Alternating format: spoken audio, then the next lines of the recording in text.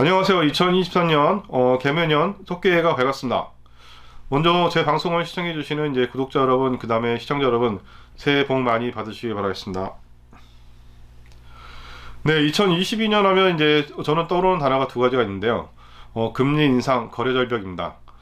아무래도 이제 2022년 중반부터 급격한 금리 인상으로 부동산 시장은 이제 얼어붙었고, 그런 이제 거래 절벽 상황으로 이제 2022년이 지나갔고, 그리고 2023년에도 어느 정도 그 추세가 좀 유지되라고 보는데요.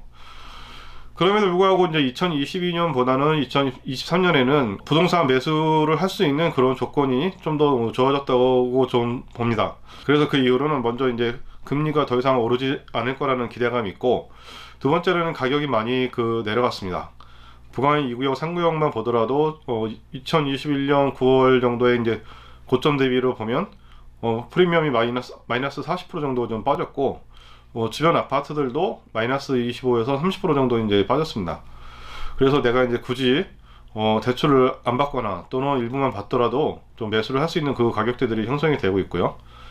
그 다음에 세 번째로는 이제 정부의 규제 완화인데요.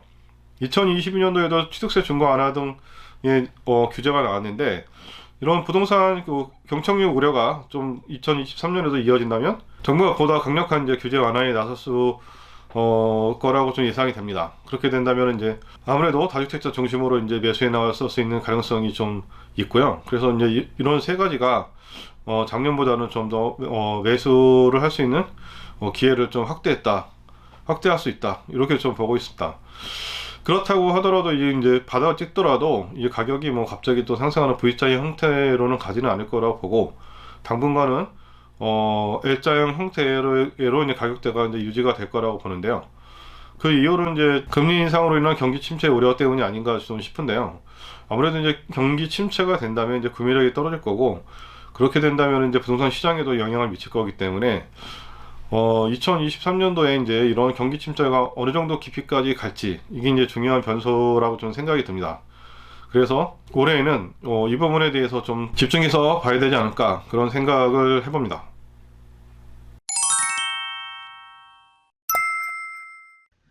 네, 지금 2023년 뭐 1월이지만 일단 작년 12월에 이제 있었던 일들을 좀 잠깐 살펴보도록 하겠습니다.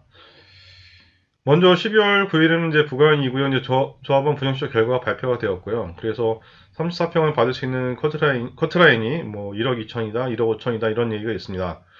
좀 정확한 거는 아무래도 이제 다 관리 처분이 떨어져야지만 이제 결정이 될 거고, 그래도 이제 어느 정도 이제 그 경계선에 있던 분들은 자기가 이제 가 당첨이라도 당첨이 됐으니까 아무래도 좀 안심을 했으리라 좀 보고요.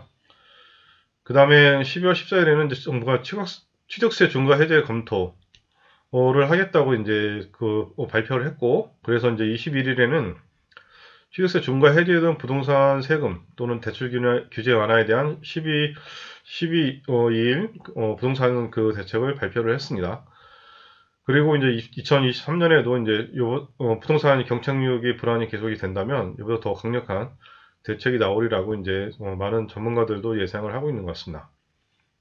그리고 12월 14일에는 이제 미 연준에서 기준금리를 이제 0.5% 인상을 했고요.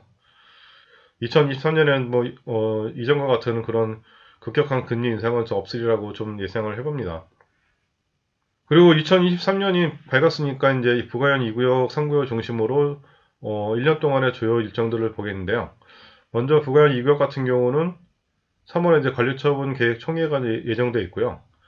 부가연 3구역 같은 경우는 6월에 사업시행 계획인가 총회 및 사업시행 계획안 신청이 예정되어 있고, 9월에는 사업시행 계획 변경 인가를 승인을 받을 거라고 예상을 하고 있습니다. 그렇게 된다면 10월에는 분양신청 공고를 할 것이고, 12월에는 관리처분 계획인가 총회를 개최한다, 이런 이제 계획을 가지고 있는데요. 아무쪼록 이제 부가연 2구역, 3구역 둘 다 올해 계획된 대로 잘 이루어지기 바라겠습니다. 그래서 12월에는 거래 내용을 잠깐 보시면, 재개발 같은 경우는 부가연 2구역은 이제 거래된 내용이 확인이 안 되고 있습니다. 그리고 아파트 같은 경우는 변호사용 신촌 1단지에서 오타입이 10억 4,500만원에 최저가로 거래가 되었고, 4단지에서는 84타입이 15억에 이제 거래가 되었다는 실거래가가 올라왔습니다.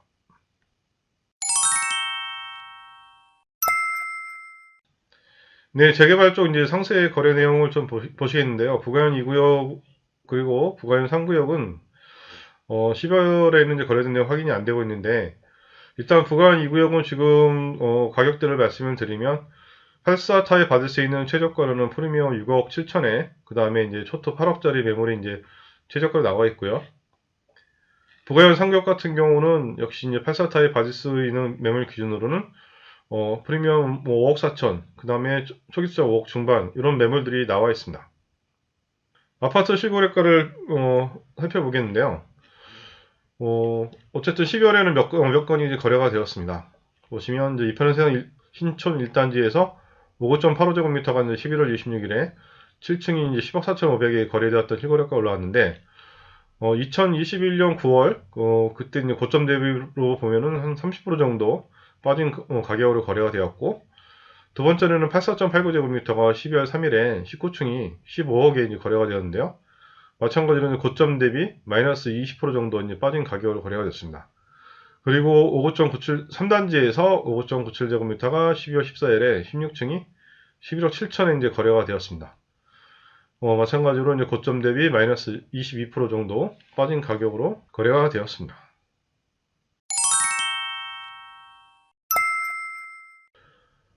주변 아파트 실거래가를 보시겠는데요. 먼저 신촌 그랑자의 1단지에서 84.98제곱미터가 11월 26일에 2층이 14억 1,500에 거래가 되어서 마찬가지로 21년 9월 10월경 이제 고점 대비에 비해서 30% 정도가 이제 빠진 가격이 거래가 되었고요. 마포 레미안 프로지오에서도 3단지에서 5.97제곱미터가 11월 29일에 7층이 11억 3천에 거래가 되면서 고점 대비 마이너스 25% 정도 이제 빠진 가격으로 거래가 되었습니다.